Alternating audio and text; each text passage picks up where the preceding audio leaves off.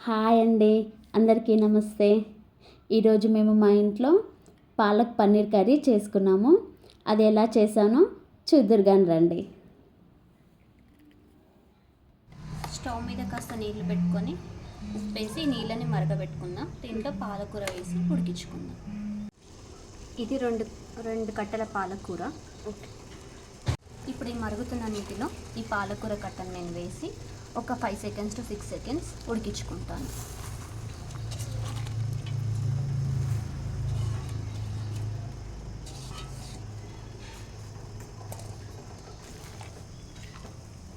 ఒక 5 minutes ఉడికించుకుంటే 5 to 6 seconds అంతే. సెకండ్సేనా? పాలకూరని మీరు నార్మల్గా ముక్కుడులో కూడా పెట్టి మూత పెట్టి ఉడికించుకోవచ్చు. ఇలా వేడి నీళ్ళలో ఉడికించాల్సిన పని లేదు. కానీ నేను ఉడికించడానికి కారణం ఏంటంటే ఏదైనా చిన్న చిన్న బ్యాక్టీరియా ఉన్నా ఏమన్నా ఉన్నా చచ్చిపోతుంది అని. ఈ ఉడికిన పాలకూరని తీసి ఇలా చన్నీళ్ళలో వేసి పెట్టుకోండి. ఎందుకనంటే ఇది మనం మిక్సీకి పట్టుకున్నప్పుడు దీని టెక్స్చర్ చేంజ్ అవ్వకుండా ఉండడానికంటే గ్రీన్ కలర్లోనే రావడం కోసం ఇలా చన్నీళ్ళల్లో వేసి పెడుతున్నాను. పెట్టుకొని కాస్త నెయ్యి వేసుకుంటున్నాను పన్నీర్ని వేయించుకోవడానికి. అన్ని పీసెస్గా చేసి కూడా వేయించుకోవచ్చు, బట్ నేను డైరెక్ట్గా వేయించి తర్వాత పీసెస్ చేసుకుంటాను. దానికి రీజన్ నేను చెప్తాను.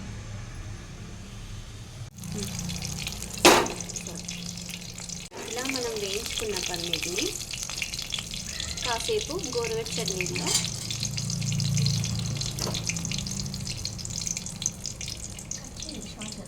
కాసేపు ఇలా ఈ వామ్ వాటర్లో వేసి ఉంచుకుందాము. మీరు మీ గ్రేవీ రెడీ అయ్యేంత వరకు ఈ వామ్ వాటర్లోనే పన్నీర్ని ఉంచండి. ఈ పన్నీర్ అలా ఉంచడం వల్ల ఏంటంటే మనం కర్రీలో వేసుకున్నప్పుడు సాఫ్ట్గా పఫీగా వస్తుంది. నేను మొత్తం 400 grams పన్నీర్ తీసుకున్నాను. ఒక 200 grams నేను కట్ చేయకుండా వేయించుకున్నాను. ఇప్పుడు ఇవి కట్ చేసినవి కూడా వేయించుకొని వీటిని కూడా గోరువెచ్చని నీళ్ళల్లో వేసి పెడతాను. ఇలా ముక్కలుగా పన్నీర్ ముక్కల్ని కూడా నేను ఇదే గోరువెచ్చని వాటర్లో వేసేసి ఉంచుతున్నాను.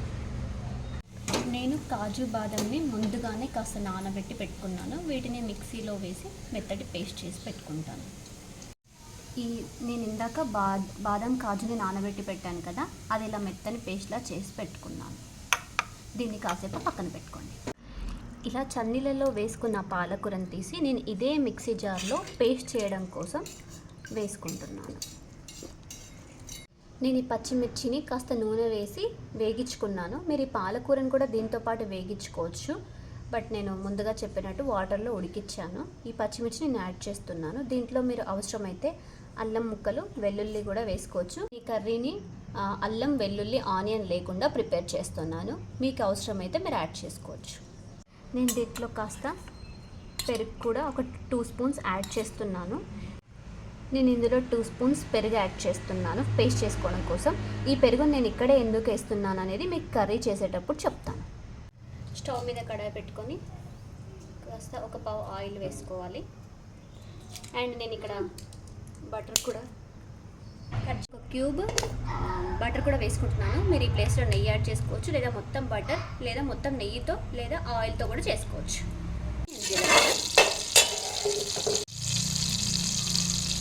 దాల్చిన చెక్క, నేను ఇందులో జీలకర్ర, దాల్చిన చెక్క, ఆకు అండ్ సాజీర కూడా వేసుకుంటున్నాను. కాస్త వేయాక దీంట్లో 2 ఎండుమిరపకాయలు కూడా వేసుకోండి. కాస్త పచ్చిమిర్చిని కూడా యాడ్ చేసుకుంటున్నాను. ఇప్పుడు నేను 1 స్పూన్ కారం, స్పూన్ గరం మసాలా పొడి వేసుకొని కలుపుకోవాలి కదా. ఇప్పుడు ఈ కాజు బాదం పేస్ట్ని కూడా వేసుకుంటున్నాను.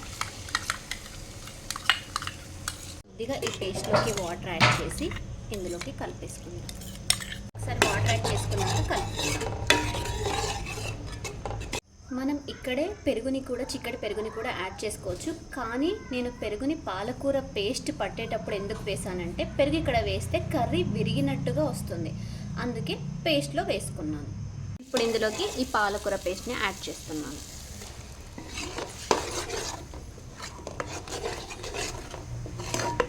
దీన్ని పచ్చి వాసన పోయే వరకు ఉడికించుకుందాం. ఇందులోకి కొద్దిగా వాటర్ యాడ్ చేసి ఒక 5 నిమిషాలు దీన్ని మూత పెట్టి ఉడికించుకుందాం.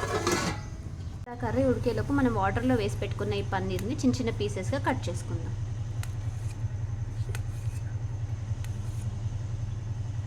ఒకసారి మూత తీసి కర్రీ ఎలా ఉందో చూద్దాం. ఆయిల్ పైకి తేలుతుంది. సో మనం ఇప్పుడు ఇక్కడ సాల్ట్ కూడా యాడ్ చేసుకుందాం. సాల్ట్ని మీ రుచికి సరిపడా వేసుకోండి. ఒకసారి సాల్ట్ వేసుకున్నాక కలుపుకుందాం. నేను ఇప్పుడు ఇందులోకి పన్నీర్ ముక్కల్ని యాడ్ చేస్తున్నాను. పన్నీర్ ముక్కలన్నిటిని కర్రీలోకి కలుపుకుందాం. ఈ పన్నీర్ ముక్కలకి ఫ్లేవర్ పట్టడం కోసం మళ్ళీ ఒక 3 నిమిషాలు మూత పెట్టి ఉడికించుకుందాం. మూత తీసి చూద్దాం మన కర్రీ ఎలా ఉందో. చూడండి, ఇప్పుడు మన కర్రీ కంప్లీట్గా రెడీ అయిపోయింది. ఆయిల్ కూడా పేరుకుంది. ఇప్పుడు మనం స్టవ్ ఆఫ్ చేసే ముందు దీంట్లోకి ఇంట్లోనే తయారు చేసుకున్న పాల మీగడతో ఈ క్రీమ్ని, చిక్కటి క్రీమ్ని యాడ్ చేసుకుందాం. మీరు స్టవ్ ఆఫ్ చేసి కూడా యాడ్ చేయొచ్చు. నేను స్టవ్ కూడా ఆఫ్ చేసేస్తున్నాను.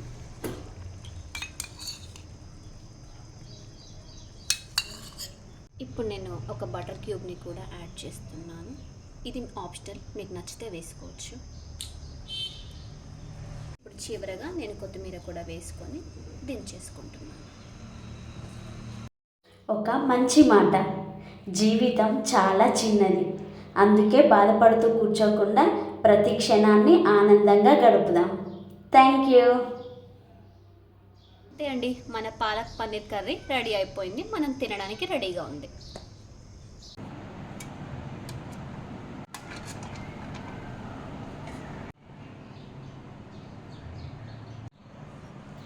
ఈ పన్నీర్ కర్రీకి మనకి ప్లెయిన్ బగారా రైస్ అయినా కానీ, చపాతీ అయినా కానీ, పరోటా అయినా కానీ చాలా బాగుంటుంది. చూసారా, పన్నీర్ చూడండి ఎంత సాఫ్ట్గా ఉడికిందో. మనం పన్నీర్ని కాసేపు వామ్ వాటర్లో ఉంచుకుంటే ఇలా సాఫ్ట్గా వస్తుంది. మీకు కనుక ఈ వీడియో నచ్చినట్లయితే please like and subscribe. Please follow for more. Thank you.